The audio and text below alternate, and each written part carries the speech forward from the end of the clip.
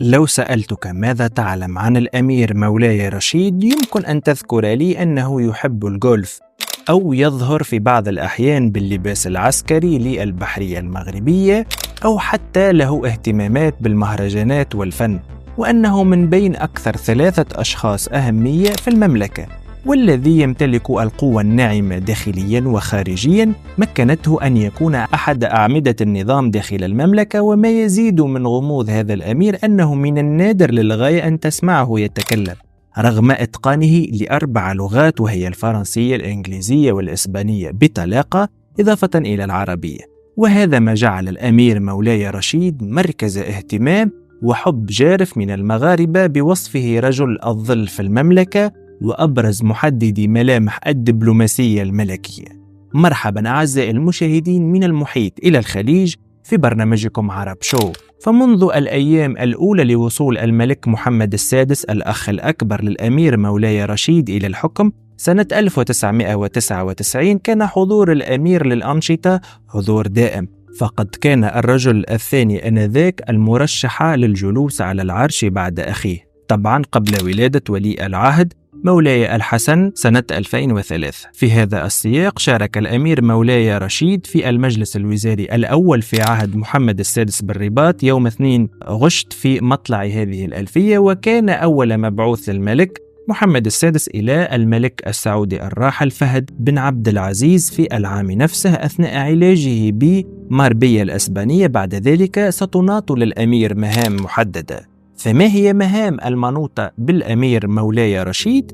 وما مدى صحة الشائعات التي يتم تداولها حول توتر العلاقات بين الأمير وبقية الأسرة العلوية كل فينة؟ ولماذا سمي هذا الأمير برجل الظل للنظام المغربي رغم طابعه الهادئ والصامت في أغلب الأحيان؟ وكيف تمكن من أن يكون اليد اليمنى للملك المغربي ويفرض النظام بكل صرامة داخل النظام المخزي؟ كل هذا وأكثر سوف أشرحه لكم بعد هذا الفاصل. أنا حمدي القروي، برنامجكم عرب شو.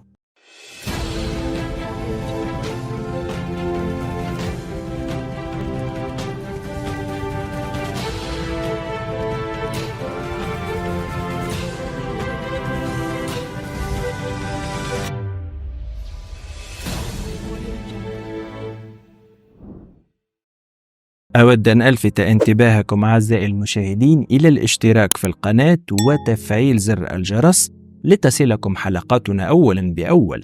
ونعود لموضوع حلقتنا، حيث أن أول ما لاحظه أغلب المغاربة هو أن الأنشطة المعلنة للأمير مولاي رشيد يغلب عليها الطابع الشخصي أو الجنازات، من خلال مراسيم تشييع جنازات أو توديع ملوك وأمراء بعد انتهاء زيارتهم الخاصة. وإذا لبس هذا الأمير لباسه الفاسي وكتب رسالة فيها أصدق تعابير التعازي لأهل الملك أو الرئيس المتوفى لدولة ما، فاعلم أن تلك الدولة لها علاقات وطيدة للغاية مع المغرب، لأن هذا الأمير لا يحضر أي جنازة.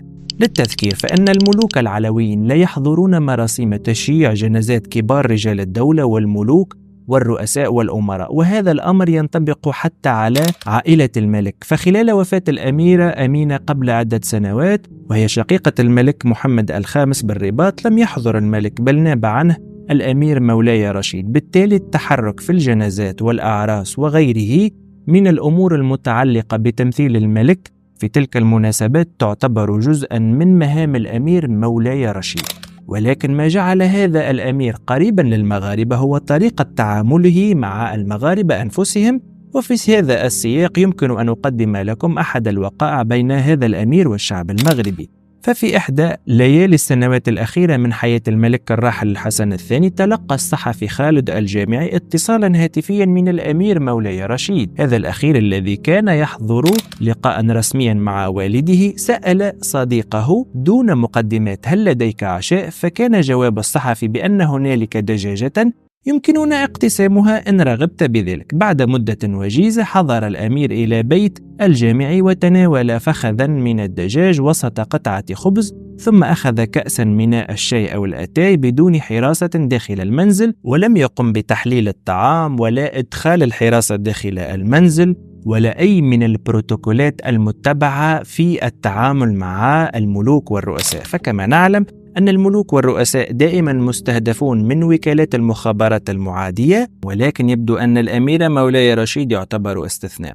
هذه الحكاية واحدة من الحكايات الكثيرة التي تكشف مستوى العلاقات الإنسانية التي كانت تربط الصحفي بالأمير، ومكانة السيد خالد الجامعي لدى شقيق وريث العرش إلى درجة أنه لم يكن يتردد في رفع الكلفة بينهما وإلغاء كل القيود البروتوكولية المرافقة للتحركات ساكني القصر. وهذا يدفعنا للتساؤل، يا ترى من يكون هذا الصحفي الذي يتصل به الأمير مولاي رشيد ليلا هكذا بشكل مفاجئ قبل أن يحل ببيته فقط ليتناول معه وجبة العشاء؟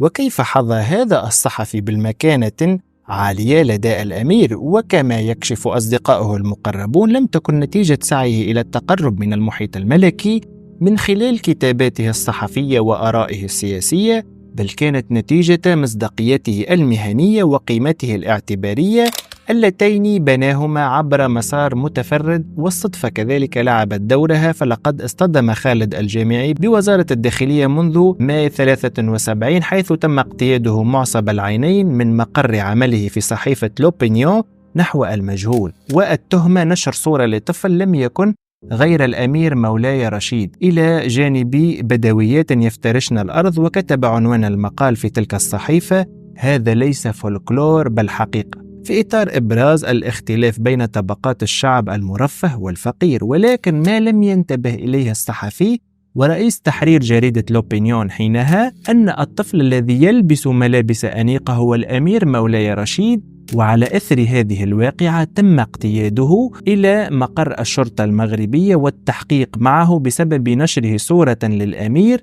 وأمضى بالفعل أسوأ أيام حياته حينها. ولكن تشاء الأقدار أن يكون هذا الصحفي بعد سنوات الصديق المقرب من الأمير الذي نشر صورته وهو صغير. بالتالي هذا الأمير الذي أبوه ملك وأخوه ملك وجده ملك يحمل كل صفات التميز، ولكن هذا لم يمنع الأمير مولاي رشيد الذي ولد في 20 يونيو 1970 بالرباط أن يتفوق في مجال دراسته، حيث تابع دراسته في الرباط إلى أن نال شهادة الإجازة في القانون العام في مايو 1993، ثم حصل على شهادة الدبلوم في القانون المقارن بتقدير حسن جدا من كلية العلوم القانونية والاقتصادية والاجتماعية. وفي يونيو 1996 نال الشهادة الثانية للدراسات العليا في شعبة العلاقات الدولية بتقدير حسن جدا.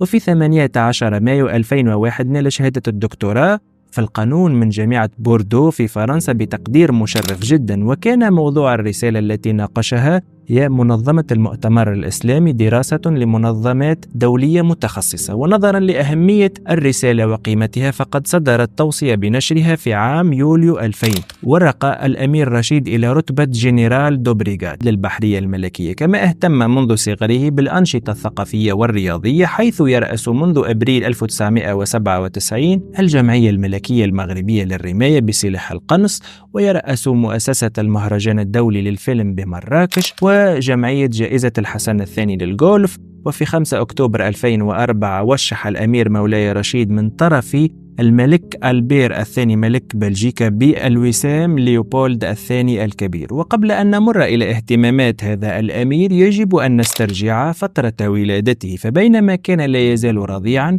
شهدت البلاد حينها أول محاولة للانقلاب على أبوه الملك الحسن الثاني في 20 يوليو 1971، ولكن بفضل الله وبركة أسلافه الميامين تم إفشال الانقلاب. وكانت تلك الفترة تتميز بعدم الاستقرار في المملكة، لدرجة أنه في 19 أغسطس 72 أي بعد سنة تقريبا من محاولة الانقلاب الفاشلة حدثت محاولة أخرى، وتم نقل الأمير مولاي رشيد وأخوه الملك محمد السادس حينما كان صغيرا إلى مدينة إفران لحمايتهم من أي مكروه قد يقع لهم، وينهي 4 قرون من حكم الأسرة العلوية في المملكة. وبالتالي كانت طفولة الأمير مرهقة نفسيا بسبب التخوف من استهدافه، وهذا زرع بذور النضج في أبناء الأسرة العلوية منذ سنوات أولى من طفولتهم. وهذا أحد أبرز الأسباب حسب أطباء النفس لطبيعة الأمير مولاي رشيد الصامتة، لأنه يقوم بحساب كل كلمة وكل حرف يقولها وكل خطوة يخطوها، وهذا أحد أسرار استمرار الأسرة العلوية في المغرب إلى الآن. علاوة على ذلك، يولي الأمير مولاي رشيد اهتماما بالغا بالأنشطة الثقافية والاجتماعية والرياضية، وقام بالعديد من الأنشطة الرسمية داخل المغرب وخارجه، لا سيما في المجال الرياضي والاجتماعي والثقافي، كما ترأس تظاهرات كبرى في مختلف المجالات إلى جانب عدد من الاحتفالات الرسمية. ويمثل الملك محمد السادس في عدد من المحافل والأحداث الوطنية والدولية، فقد مثل الأمير مولاي رشيد الملك محمد السادس في مسقط لتقديم التعازي في وفاة سلطنة عمان السلطان قابوس بن سعيد، وفي حفل تنصيب إمبراطور اليابان الجديد في طوكيو، وفي تشييع جنازة الرئيس التونسي الباجي قايد السبسي في تونس العاصمة، وفي أشغال القمة العربية الطارئة التي عقدت بقصر الصفا بمكة، وفي مراسم تشييع جثمان الدوق الأكبر جون دوق للوكسمبورغ وغيرها من المناسبات. كما كان هذا الأمير أشهر عازب لعدة سنوات في كل المنطقة المغاربية، وظل محط أنظار كل فاتنات العالم، خاصة وأن الأمير حينها تجاوز سنه 40 سنة ولم يتزوج. ولكن في 14 نوفمبر من سنة 2014 قرر الأمير الدخول إلى القفص الذهبي، وتزوج الأمير مولاي رشيد بالسيدة أم كلثوم بوفاس ابنة الوالي السابق في وزارة الداخلية مولاي المأمون بوفاس، وأمها الأميرة خديجة بنت يوسف أخت الملك محمد الخامس، في حفل شهده شقيقه الملك محمد السادس. وأنجب الأمير مولاي رشيد إلى حدود الآن ابنين، فنجد الأمير أحمد بن مولاي رشيد بن الحسن الذي ولد في 23 يونيو 2016 وهو الابن البكر لمولاي رشيد، والأمير مولاي عبد السلام بن رشيد والذي يبلغ الآن سنه 2 سنين. في هذا السياق، وأثر ترأس أمير المؤمنين صاحب الجلالة الملك محمد السادس يوم 31 يوليو 2024 حفل الولاء، وذلك تخليدا للذكرى 25 لتربع جلالة الملك على عرش أسلافه المنعمين، لفت الأمير أحمد بن مولاي رشيد ابن الحسن ذو 8 سنوات الأنظار، وهو بجانب أبوه الأمير مولاي رشيد، وهذا يدل على اهتمام المغاربة بأدق تفاصيل الأمراء وملوك المغرب. ولهذا نجد عدة صحف أجنبية تنشر العديد من الشائعات المغرضة المتعلقة بالأسرة الملكية لتحقيق أرقام مبيعات ضخمة. ومن أبرز الشائعات التي تم الترويج لها سابقا ما تم نشره في شهر فبراير 2007 عبر صحيفة لوموندو الإسبانية المعروفة بمعاداتها للمغرب وصحف جزائرية أخرى لا داعي في ذكرها، حيث ذهبت الصحيفة إلى أن الأمير مولاي رشيد قرر المنفى الاختياري بالولايات المتحدة الأمريكية، وعزى ذلك إلى اختلافه مع الملك في طرق تسيير البلاد. وذهب المقال الذي تنقلته صحف وقنوات تلفزيونية أن الأمير قرر الإقامة في مدينة فيلادلفيا الأمريكية، ولم ينشر القصر الملكي حينها أي تكذيب في الموضوع، وهو ما غذى الشائعات. والقصر الملكي معروف عنه عدم الانخراط في الرد على الصحف التي تحاول المساس بسمعة المملكة، ولكن التكذيب الذي خرج من أوساط الديوان الملكي كان عبر مدير ديوان الأمير، والذي صرح إلى صحيفة إلاف الإلكترونية قال فيه أنه يستمر في العمل مع الأمير مولاي رشيد بالمغرب. بعد أيام من هذا التصريح وبعدها ظهر الأمير مولاي رشيد في مراسم تشييع محمد عواد مستشار والده الراحل الحسن الثاني بضريح سيدي عبد الله بن حسون بسلا، وقد اتهمت فيما بعد المخابرات الجزائرية والإسبانية بترويج هذه الشائعات. كما كان الأمير يعاني من الشائعات حول زواجه من عدة نساء في السر، وأنه اقترب من الزواج من عدة فنانات أو طالبات أثناء فترة عزوبيته، وهو ما لم يتم إثباته إلى الآن، لأن الأمراء المغاربة لهم تكوين قبلي صارم يجعلهم لا يسقطون في مثل هذه المواقف والشراك. والثابت عند المغاربة اليوم أن الأمير مولاي رشيد يقوم بأنشطة رسمية مكثفة في المغرب وخارجه، لا سيما في المجال الرياضي والاجتماعي والثقافي، كما ترأس تظاهرات كبرى في مختلف المجالات لا سيما الثقافية والرياضية، إلى جانب عدد من الاحتفالات الرسمية، علاوة على تمثيله الملك في عدد من المحافل والأحداث الوطنية والدولية. وهكذا ترأس الأمير مولاي رشيد في 16 أكتوبر عام 2023 بالجديدة حفل افتتاح الدورة 14 لمعرض الفرس التي نظمت برعاية من الملك محمد السادس تحت شعار الفرس والتنمية المستدامة. وفي 15 نوفمبر 2023 ترأس مولاي رشيد رئيس مؤسسة المهرجان الدولي لفيلم بمراكش حفل عشاء أقامه الملك محمد السادس بمناسبة الافتتاح الرسمي للدورة 20 للمهرجان الدولي للفيلم بمراكش. وبتاريخ 1 دجنبر من السنة نفسها وتنفيذا لأوامر الملك محمد السادس أقيمت بالمسجد الأعظم في الرباط صلاة الاستسقاء بحضور ولي العهد الأمير مولاي الحسن والأمير مولاي رشيد، وذلك إحياء لسنة النبي المصطفى سيدنا محمد صلى الله عليه وسلم كلما قال وانحبس المطر عن الناس واشتدت الحاجة إليه. وفي 18 دجنبر 2023 مثل الأمير مولاي رشيد بالكويت الملك محمد السادس في تقديم التعازي في وفاة الشيخ نواف الأحمد الجابر الصباح. وبتاريخ 23 فبراير 2024 ترأس مولاي رشيد بالرباط حفل عشاء أقامه الملك محمد السادس بمناسبة الدورة 48 لجائزة الحسن الثاني للجولف والدورة 27 لكأس الأميرة للا مريم، اللتين نظمتا تحت الرعاية السامية للملك من 19 إلى 24 فبراير. وفي اليوم الموالي ترأس الأمير مولاي رشيد والأميرة للا مريم بالنادي الملكي للجولف دار السلام بالرباط حفل تسليم الجوائز للفائزين بالدورة 48 لجائزة الحسن الثاني والدورة 27 لكأس للا مريم. وفي 25 أبريل 2024 ترأس الأمير مولاي رشيد بمشوار الستينية صهريج السواني بمكناس مأدبة عشاء أقامها الملك محمد السادس على شرف المدعوين والمشاركين في الدورة 16 للمعرض الدولي للفلاحة بالمغرب سيا.